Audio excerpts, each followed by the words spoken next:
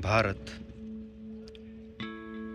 एक ऐसी भूमि जो सदियों से कृषि अर्थव्यवस्था की रीढ़ रही है। लाखों किसान अपनी आजीविका के लिए इस भूमि पर निर्भर हैं। लेकिन आज इस उपजाऊ मिट्टी पर एक नया खतरा मंडरा रहा है। कच्चे तेल की कंपनियां आगे बढ़ रही हैं और उपजाऊ कृषि भूमि को बंजर भूमि में बदल रही है। इस जमीन ने पीढ़ियों से मेरी और मेरे परिवारों का भरण पोषण किया, लेकिन अब ये जहरीला हो गई। तेल कंपनी ने विकास और नौकरी का वादा तो किया है, लेकिन मुझे तो बस तबाही दिख रही है, सिर्फ तबाही।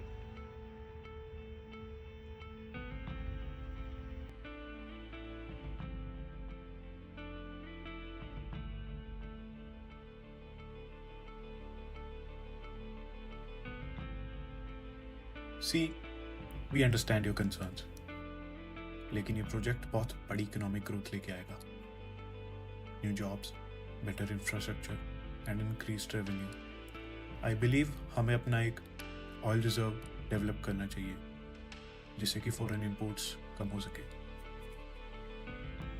पानी खराब हो गया है, मिट्टी बर्बाद हो गई है, और हमारा घर, उसका क्या?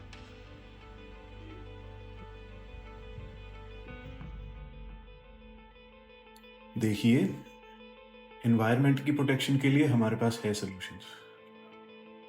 और रही बात फार्मर्स के नुकसान की, उसके लिए भी तो कंपनसेशन दे ही रहे हैं ना। तो I don't know why they are acting weird.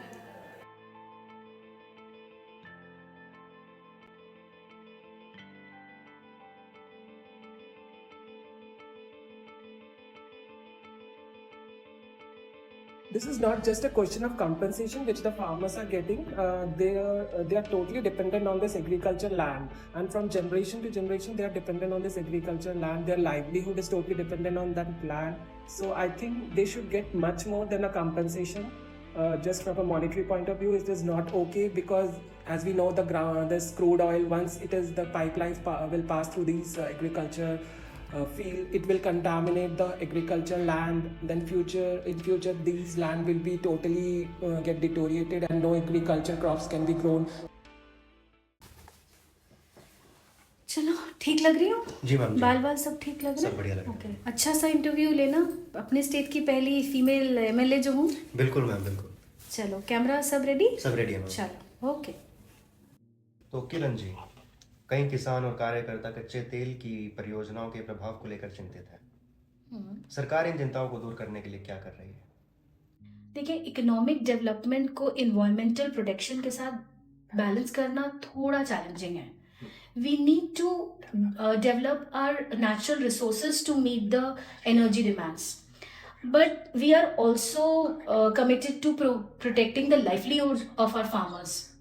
हम सख्त नियमों पर काम कर रहे हैं और इंश्योर भी कर रहे हैं कि प्रभावित किसानों को पर्याप्त मुआवजा मिले। जी, तो किरण जी, आपको नहीं लगता है कि जब पूरा इकोसिस्टम नष्ट हो रहा है तो मुआवजा पर्याप्त है?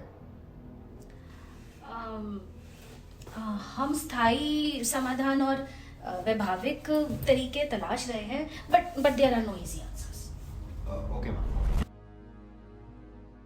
आर्थिक विकास का वादा भारी कीमत पर पूरा होता है।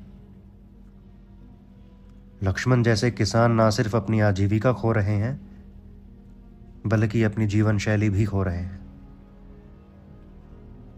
हिंदुस्तान को तय करना होगा, क्या वो कच्चे तेल से अल्पकालिक लाभ को प्राथमिकता देगा या आने वाली पीढ़ी के लिए अपनी कृषि विरासत की रक्षा करेगा।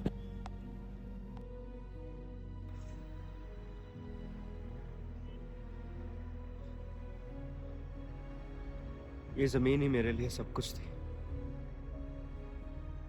लेकिन अब बस ये एक याद है।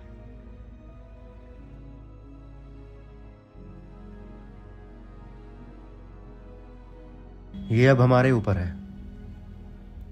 तेल पैसा ला सकता है, लेकिन एक बार अगर हमारी जमीन, हमारे खेत चले गए तो वो कभी वापस नहीं आएंगे। हिंदुस्तान की धरती के लिए लड़ाई अभी खत्म नहीं हुई है।